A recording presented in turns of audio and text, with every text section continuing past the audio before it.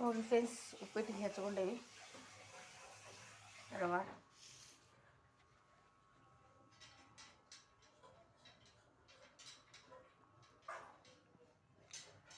Gas ಕಲ್ಕೊಂಡಿದ್ದು ನೋಡ್ರಿ. ಈಗ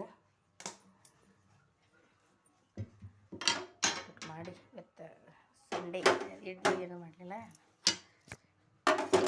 ಉಪ್ಪಿಟ್ಟು ಮಾಡ್ಕೊಂಡು ಮನೆ ಕೆಲಸ ಮಾಡ್ಕೊಂಡು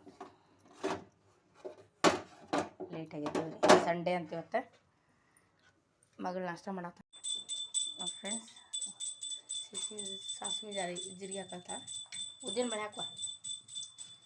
ಹಾಗೆ ಸೇರಂಗಿಲ್ಲ ಉದ್ದಿನ ಬೇಳೆ, ಅದಕ್ಕೆ ಹಾಕಾಕ್ತಿಲ್ಲ ರೀ.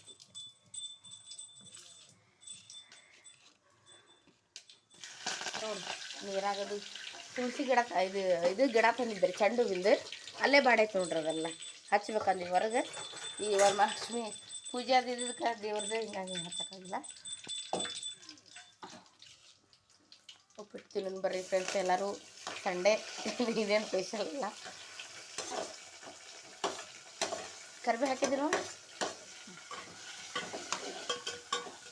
ಸ್ವಲ್ಪ ಹಾಕಿದ್ರಿ.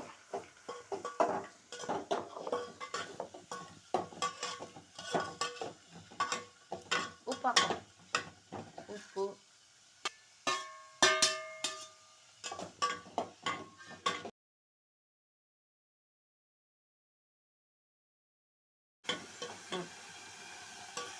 ಫ್ರೈ ಆಗಿತ್ತು.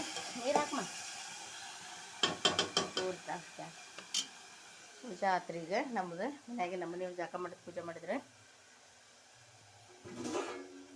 ಅರ್ಬೇಕು ಹಾಕಿದ್ರು. ಪೂಜೆ ಎಲ್ಲ ಆದ್ರೆ ಅದು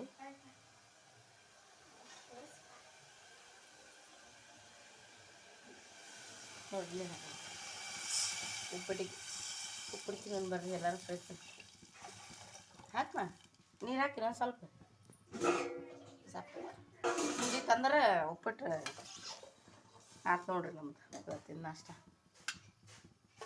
ಏನು ರೀ, ಪೂಜೆ ಗೀಜೆ ಮಾಡಿ ದೋಸೆ ಇಡ್ಲಿ ಮಾಡ್ತಿದ್ವಿ. ಹಿಂಗಾಗಿ ಉಪ್ಪಿಟ್ಟು ಕೊಬ್ಬದು ಆಗಲಿಲ್ಲ, ಬೇಜಾರು ಮಾಡಿಕೊಂಡೆ. ಇಲ್ಲ ಸಂಡೇ ಸ್ಪೆಷಲ್ ಮಾಡ್ಕೊಂಡು ಕೊಡ್ತಿದ್ವಿ ನೋಡ್ರಿ.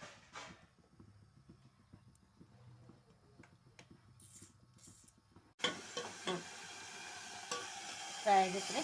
ನೀರು ಹಾಕಮ್ಮ.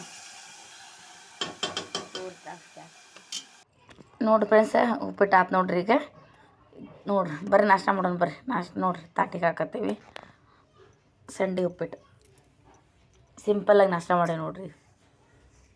ಬರ್ರಿ ಫ್ರೆಂಡ್ಸ್, ಲೈಕ್ ಮಾಡಿರಿ, ಶೇರ್ ಮಾಡಿರಿ.